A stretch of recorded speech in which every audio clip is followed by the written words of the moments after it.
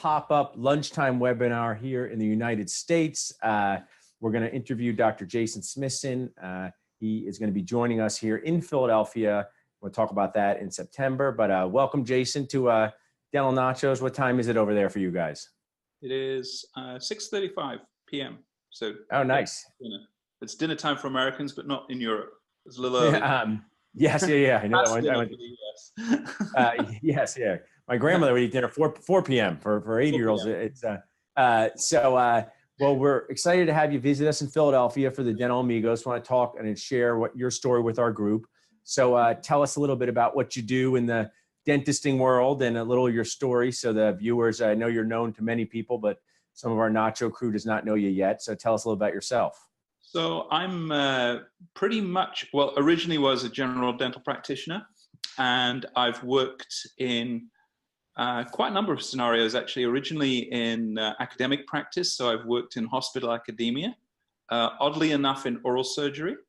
I've worked in hospital practice in oral surgery, and then I left that and I've worked in an office which in England is called NHS. Now that would be, if you imagine the lowest level possible insurance and then divide the fees by about 10.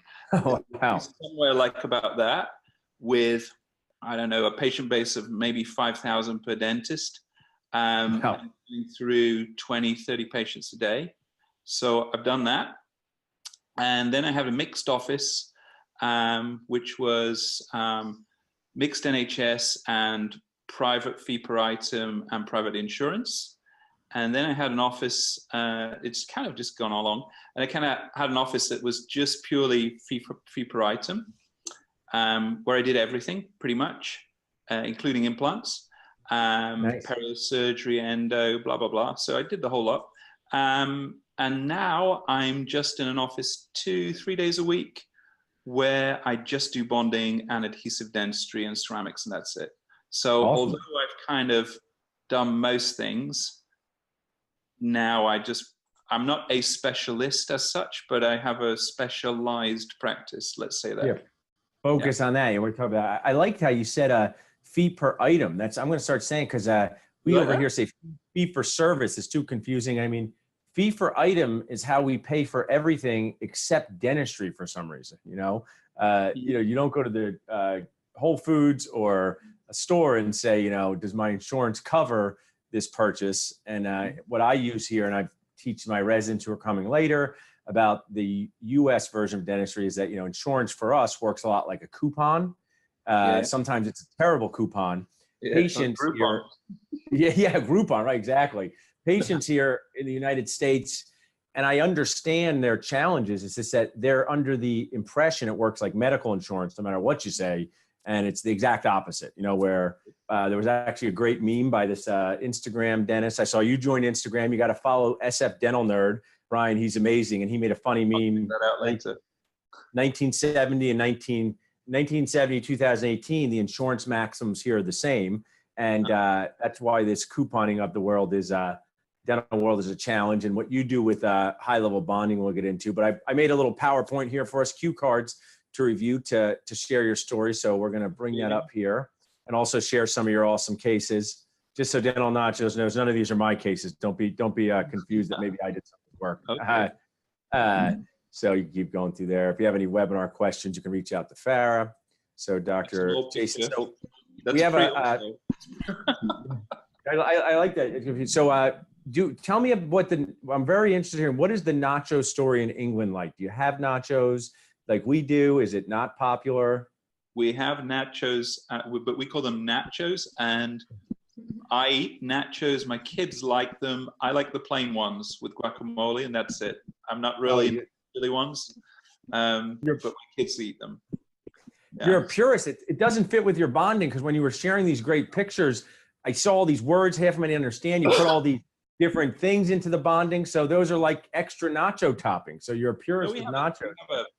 We have a place called Hubbox, which is a burger place in our town, and we always have nachos as an appetizer, you would call it in the US. Yeah. I mean, to me, they represent what I like, sharing, like you like it with your family. So If I come over there, I expect to be taken there to that place and check out the nachos. Then you may be disappointed, but we'll see. You're telling us a little about your origin story, which you appreciate. Go through the next one. All right. So I kind of refer to Pasquale Venuti, Jason Smithson.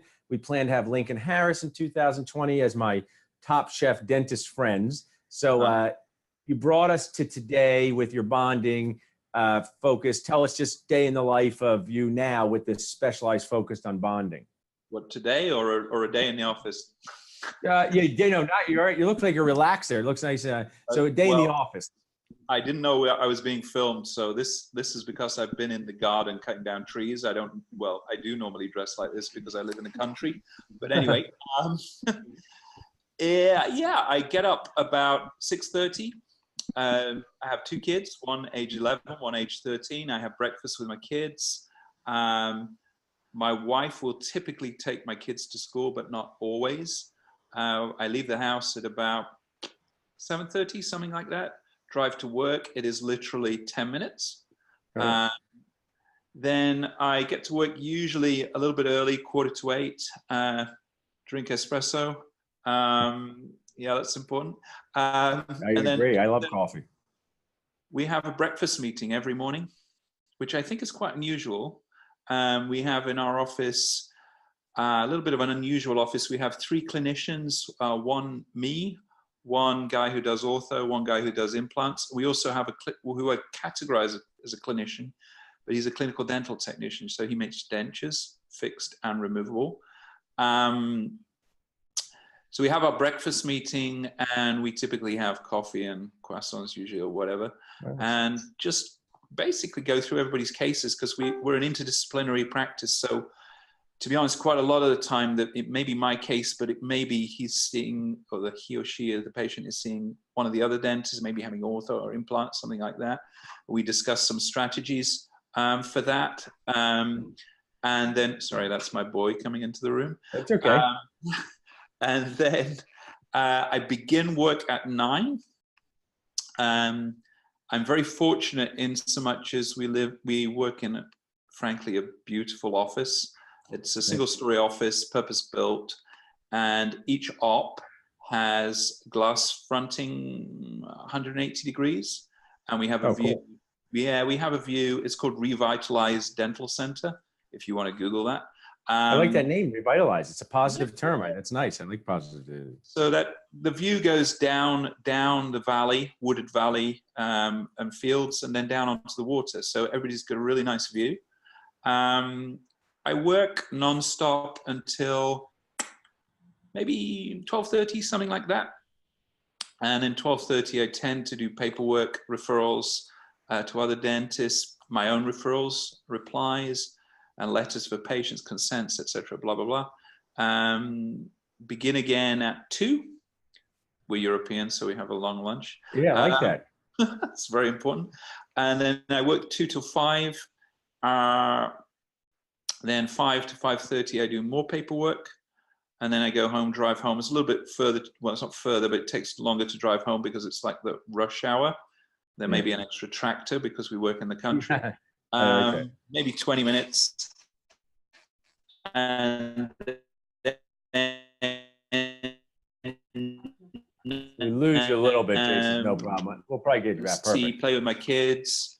Dinner usually is kind of it. Not very exciting person. I like that, Jason. I mean, a couple things to take from that story. We lose you a little, but I know it'll get back on track here in a second. Your connection might be a little, but I know people can hear me. So what you're saying is dentists all over the country and their team love snacks because there's a lot of snacks involved in that story. Let's see if we get Jason back. Okay. Well, it's a little delay there. Oh, we're back. Okay, good. Okay. Nice. So that sounds like a pretty, not a relaxing dental day, but one that embraces lifestyle. Here in the U.S., sometimes, offices will be open from 7 a.m. to 7 p.m. and, dentistry is stressful. Sounds like you guys have a pretty good attitude towards managing the stress and the patients in a productive way. Well, to be honest, we have a certain demographic of patients. Most of our patients are over 50, for example. and without being weird, our fees are pretty high. And so the patients expect a certain standard, and to deliver that standard, not only of clinical dentistry, also of service, my attitude, and they expect quite reasonably to be spoken to afterwards, so if you're working in that kind of environment, it's frankly quite stressful. And I don't think you could physically do 7 to 7. You would die. Definitely not 5 days a week. I've done it. When I was in London, I used to start 6:30. But I'm getting a bit grayer and a bit balder and a bit fatter now. Well, dentists, and I was so lucky to work with my dad and work with my brother now. But dentists didn't do themselves any favor, Jason. I don't know how it happened in England, but in the U.S. they would say, I work 3.5 days a week and I only work 30 hours. But even in your story, I always say dentist hours are like dog year hours. Because 3 hours of clinical work is not 3. And now I do a variety of things: clinical dentistry, practice transitions, CE content. And I mean, 2 hours of my practice transitions work is not comparable to 2 hours of clinical dentistry. I mean, clinical dentistry, I think at least is a double feeling in terms of stress and energy, maybe triple. So I'm going to bring up some pictures here because I know dentists are going to be interested to see what you do in this awesome work and talk about our 2-day course here. So Farah's going to share some of your work here so you can keep. So tell us, I kind of gave a preview of some things. You're going to be coming September 27th, 28th to Philadelphia, Friday, Saturday. We're going to share that event site. We already have a lot of awesome dentists signed up. Your fans at the Union League where we hosted Pasquale. So that's our spot for that. Tell us a little bit about this photo here and how that relates to what you do on a daily basis. So this is part of the class. This is part of the foundation resin class, which is based around the class 4. The reason why I call it the foundation is because I think class 4 is the basis for everything. If you understand the layering, the polishing and finishing behind a class 4, you can do anything, because a class 4 is obviously a class 4. Resin veneer is an MID class 4 that goes to the gingival margin. Diastema closure is an MI class 4 on one tooth and MI class 4 on the other tooth. A peg lateral is an MI class 4 and a DI class 4, etc., etc. So if you understand class 4 layering, you're good to go. That's good. I'll fill in. The first bit of understanding of class 4 is really understanding, let's call it color. A lot of dentists struggle with polychromatic layering because they don't really understand color. So the first half of the class 4 class is really, and it's actually some slides which discuss things like chromaticity, which is hue and chroma, and then illustrates it with clinical examples. Translucence, that helps you in deciding which enamel to choose. And if you understand color, what you can then do is you can select the correct resins to layer, and also more importantly, you can select the thicknesses of resins to layer, and then you don't end up with something that looks either gray or a little bit dead. So that's really the summary of shade taking in composite resin slide. There are perhaps about 100 slides that come prior to that. The other useful thing is you can actually use it for ceramic shade taking. So if you, for example, I find a lot of dentists struggle with shade taking for like a single central crown or veneer. And then they panic at the end because they can't take the shade, and they either write on the lab slip A3 please, which is not really very helpful to the technician, or they may refer the patient to the technician, or they may refer the patient to their assistant even. And the main reason dentists struggle with taking shade is not because they cannot, and it's not because they have some kind of color blindness, or some people do, but not most people do not have color blindness. The problem is they don't have a system. So what I teach is a step-by-step, 5-step system So you can take the shape. We're struggling with this connection, yeah?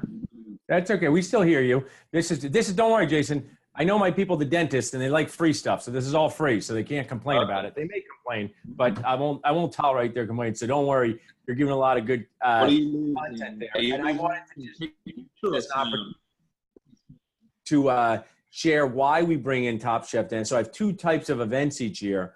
One is in May, and it's a combination of practice management, non-clinical decision-making, business with some clinical stuff sprinkled in. And then in the September time where we had Pasquale, then we focus on the dentists they think people love like this. So Farrell, show us a couple other pictures here as we see some great stuff you have done. So this is some more, you can share with us the message on something like this here if you can. Yeah, so this basically illustrates the fact that teeth are more chromatic at the gingival margin. In other words, they're a little bit warmer, let's say that in basic language, and they are perhaps less chromatic at the incisal edge, assuming they're not worn. So on the incisal edge, you will see this blue. You might see very clearly on this image, it's blue and perhaps a little bit orange on the incisal edge. That's a phenomenon how opalescence actually works in a physical way, in a optical way. And then I also discussed, because that's interesting but not very practical, then I discuss a way of creating opalescence with composite resin in a layering way. And then not every dentist has the time to layer in maybe an insurance-based office, or maybe even lower end fee per item. So I also discuss a way of cheating and how you can achieve this blue effect at the incisal edge without doing very complex layering, maybe just using 2 shades. So that's what that's all about. That's perfect. It embraces what I like the most in life, Jason, maximum efficiency, which some people call laziness. I call them efficiency. So, well, I find it's interesting because in the class, it's very common to get a mixed class. So you may get some guys who want to do like uber high end. And if I don't talk about uber high end, they'll be disappointed. And then we get guys in the class and girls who, if you talk about uber high end all the way through, they may think, well, that's great and it's very interesting, but actually I can't use it in my office because I have a PPO type office. So what I do is I try to cover both so it captures everything. And even, to be honest, even the guys and girls who do uber high end, including myself, can relapse into doing something a little bit basic. If you have a patient, maybe a kid, somebody fractured incisor on a, I don't know, 7, 8-year-old, you're not going to be doing like serious layering on them because they're just not going to sit there for the amount of time. Equally, somebody at the other end of the age spectrum, somebody in their 90s, perhaps, finds it challenging to sit in the chair. And then you can throw in the budget problem of many people. So there we go. I mean, I like that message. It's, I didn't share. I have 2 humans that live in my house, but they're 4 years old and 5 months old. So does it get easier when they're 11 and 13, Jason? No. Yeah. No. But this is a good. We bring everything on Dental Nacho. So this dental tip can be applied to your parenting tip with restaurants, because when you have a child my age, when you sit down in a restaurant, you order for her right away so that she gets the food taken care of. So when that 7 or 8-year-old won't sit in the chair for layering, it's not helping anybody if you are too, make them sit for a long time. So that's a great tip. I like this slide with the frog here. Any quick messages from this? This is an Amazonian tree frog, and the skin of the Amazonian tree frog is translucent, so you can see through it. You can see its guts. And this is illustrating translucency, but translucency is always considered to be something that you can see through. But in fact, translucence is a concept where there's a scale. So at one end, there's highly translucent or transparent. At the other end, there's low translucency or opacity, which is the opposite. And in teeth, we have translucency, enamel, and something that's even more translucent is the junction between enamel and dentine. And then we have opacity, which is dentin. And the message behind, there are some other slides that go around this, but the message behind this is when you're doing your resin, you need to replace the missing tooth structure with the correct translucency. So you need to replace dentine with a more opaque resin. You need to replace enamel with a more translucent resin. There's no law against not doing that, and you won't be arrested or shot at dawn for not doing that, right? But if you don't do that, the upshot is you get a line that you can see, visible line, or the restoration looks dead, or the restoration looks lifeless and gray.